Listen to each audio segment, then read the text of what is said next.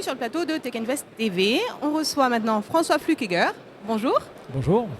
Monsieur Flückiger, vous venez de donner un petit speech sur la grande scène, tout de suite.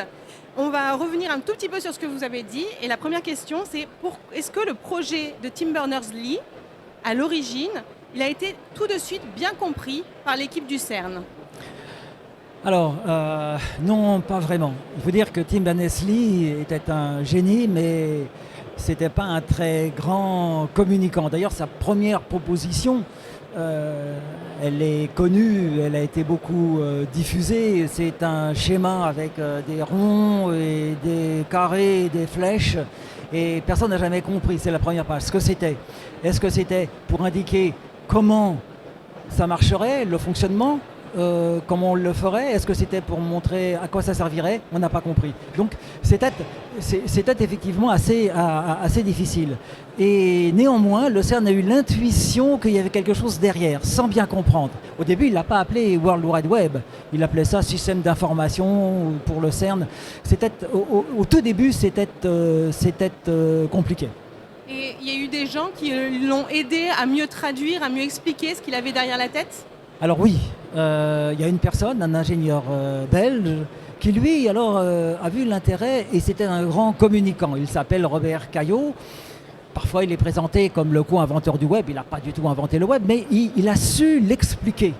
Tim Berners-Lee, quand on l'invitait devant des physiciens pour expliquer, il venait, je disais aux physiciens, vous savez, maintenant il y a un système fantastique qui va vous aider dans la vie future. Eh bien, Tim Berners-Lee venait, il essayait de faire une démonstration, il dit je vais vous montrer, mais ça ne marchait pas, les physiciens partaient, et finalement personne ne comprenait. Robert Caillot, il a repris la documentation, il l'a expliqué. Donc peut-être que finalement, même s'il n'a pas du tout inventé le web, il n'y aurait pas de web sans Robert Caillot. Mais Tim c'était un peu le professeur Tournesol, le professeur Nimbus. Un génie, oui, dont d'ailleurs qui avait un peu l'esprit hypertext, c'est-à-dire qu'il avait des liens dans la tête, il cliquait mentalement, il sautait d'une phrase à une autre. Ce qui fait qu'il ne finissait jamais une phrase en fait. D'accord. Et très difficile à suivre. Donc la moralité quand même, c'est que même si on a une idée un petit peu complexe et difficile à traduire, il ne faut pas perdre espoir et aller au bout de son idée. Absolument. Les créateurs ne sont pas tous de très grands communicants, mais ils peuvent s'entourer de gens qui communiquent avec eux. Communiquer, ça ne veut pas dire simplement uniquement faire du marketing, mais communiquer, ça peut effectivement dire expliquer, comprendre et expliquer de manière rationnelle. Voilà, donc tout n'est pas perdu si on est un créateur mais pas un bon communicant. Quand il a pensé le web, il a mis il a mis une grande philosophie derrière. Il a voulu open source, il en a fait un outil simple, efficace, et il l'a voulu open source, global. Est-ce que vous pensez que ce serait possible? Est-ce qu'il le referait aujourd'hui? Je pense en termes de profit ou en termes éthiques? Est-ce que ça se ferait encore aujourd'hui? Oui, alors Tim a eu cette vision qu'il voulait faire un système mondial.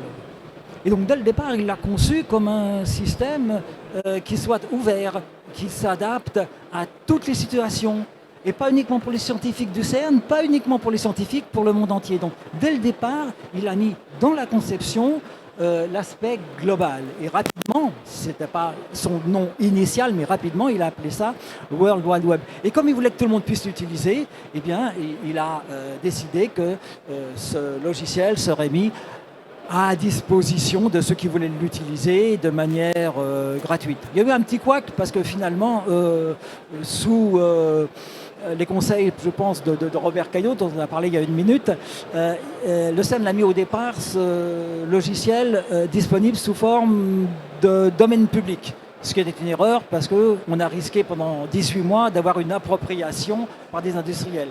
Mais l'idée était là, un système ouvert pour tous et que l'on met à disposition du plus grand nombre.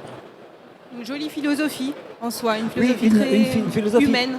Ce qui n'est pas sans poser quelques problèmes au CERN, puisque à certains moments, on lui a dit, mais écoute, ta généralité, ta globalité, c'est très bien, mais c'est quand même nous qui te payons, nous le CERN.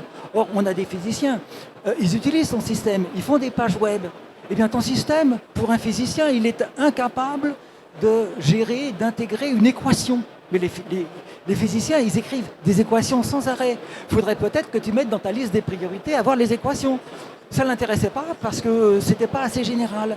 Et donc, finalement, quand il est parti du CERN, il n'avait pas mis en place un système d'équations. Il y a eu des petites tensions comme ça, mais globalement, on était très content de son invention. Donc vous nous avez fait part de vos inquiétudes pour le futur du web, enfin, l'utilisation, la montée de l'obscurantisme. Et vous avez terminé votre prise de parole tout à l'heure sur le fait qu'il fallait aussi lutter contre le dérèglement de la raison. Qu'est-ce qu'on peut faire, nous tous? Oui, alors ça c'est un souci.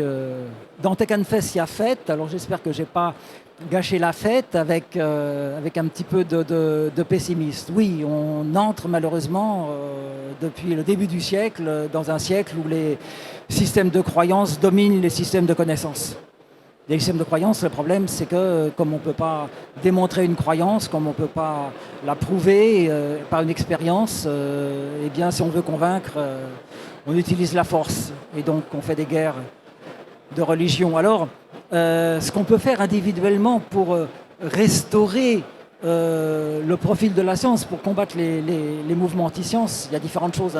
D'un point de vue individuel, on peut essayer d'analyser quels sont ces discours anti-science, qu'est-ce qu'on dit qui est faux et dans les critiques de la science. Par exemple, on entend régulièrement écoutez, les physiciens, ils se contredisent, ils disent des choses différentes. Qui croire? Parce qu'il y en a un qui dit blanc et l'autre qui dit rouge.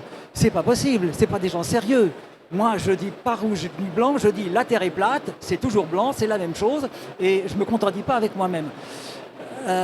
Et il faut être préparé à répondre à ces discours anti-science. Par exemple, rappeler que c'est normal qu'à un moment donné, les pensées scientifiques soient multiples. Parce que la science, c'est quoi? C'est on observe, on fait des hypothèses, on assemble ces hypothèses dans des théories. Et les théories, elles sont multiples, parce qu'il y a plusieurs hypothèses. Et ça, c'est pas encore la connaissance. Pour avoir la connaissance, on va faire une expérimentation. Les théories sont multiples, les connaissances, à la fin, sont uniques. Et c'est le type de réponse qu'on peut faire individuellement. Maintenant, collectivement, la société, oui, tous jouent à l'école. Privilégier l'éducation, miser dessus. Il faut qu'on termine là-dessus. Merci beaucoup d'avoir répondu à nos questions et à très bientôt, j'espère. Merci, au revoir.